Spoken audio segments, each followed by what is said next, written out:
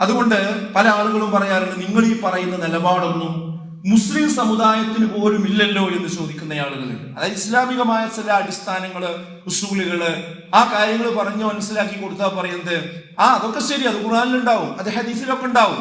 പക്ഷേ മുസ്ലിമീങ്ങളായിട്ട് അറിയപ്പെടുന്ന അത് അനുയായികൾ മുതൽ നേതൃത്വങ്ങൾ വരെ ഇതൊന്നും അംഗീകരിക്കുന്നില്ലല്ലോ, അതൊക്കെ അവർ തള്ളിക്കളഞ്ഞിട്ടുണ്ടല്ലോ, നിങ്ങൾ കുറച്ച് ആളുകൾ ഇത് പറഞ്ഞതുകൊണ്ട് കാര്യമാകോ, അത് ഇസ്ലാമാകോ എന്നൊക്കെ ചോദിക്കാറുണ്ട്. അതിന്റെ ആകത്തുക എന്ന് പറയുന്നത് അവിടെയുണ്ട്, ഇവിടെയുണ്ട്, അപ്പുറത്തുണ്ട്, പിന്നാമ്പുറത്തുണ്ട്, എല്ലായിടത്തുണ്ട്, ലോകം മുഴുവനുണ്ട്. നിങ്ങൾക്ക് മാത്രം എന്താ പ്രശ്നം എന്നാണ്. എന്നാൽ അത്തരം ആളുകൾ ആയത്തിൽ വിശ്വസിക്കുന്നുണ്ടെങ്കിൽ, ഖുർആനിലുള്ള വിശ്വാസം അവർക്ക് അവശേഷിക്കുന്നുണ്ടെങ്കിൽ, അവർ കണ്ണു തുറന്ന് കാണേണ്ട, കാതു തുറന്ന് കേൾക്കേണ്ട ഒരായത്തുണ്ട് വിശുദ്ധ ഖുർആൻ സൂറത്തു മാഇദയിൽ. ഏതാണ് ആ ആയത്ത്? ഖുല്ലാ യസ്തവിൽ ഖബീസു വത്വയ്യിബ്. നബിയെ പറഞ്ഞു കൊടുക്കുക, ലാ യസ്തവിൽ ഖബീസു വത്വയ്യിബ്, നല്ലതും ചീത്തയും ഒരിക്കലും തന്നെ സമമാവുകയില്ല. വലൗ അഅജബക കസറത്തുൽ ഖബീസ്. എന്താണ് ആയത്തിന്റെ അർത്ഥം?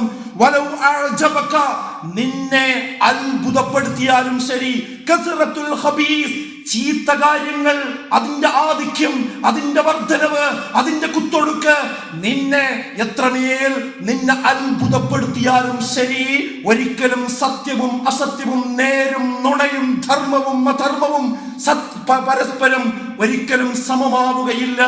എന്നിട്ട് പറഞ്ഞതെന്താ?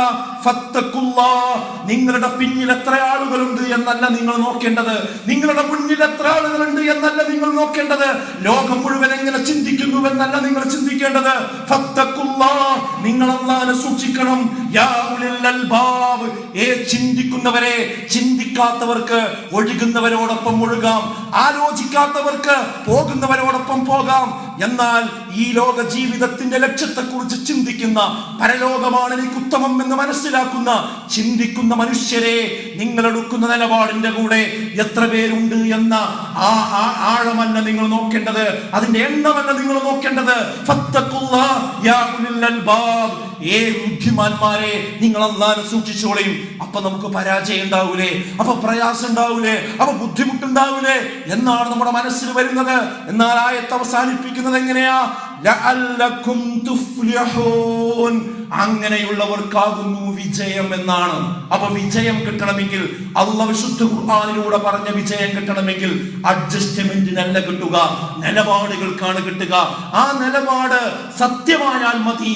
അതിന്റെ കൂടെ എത്ര ആളുകളുണ്ട് എന്ന് നോക്കാൻ വിശ്വാസികളോട് പറഞ്ഞിട്ടില്ല എന്ന അടിത്തറ ഓരോ വിശ്വാസിയും മനസ്സിലാക്കി വെക്കേണ്ടതുണ്ട്.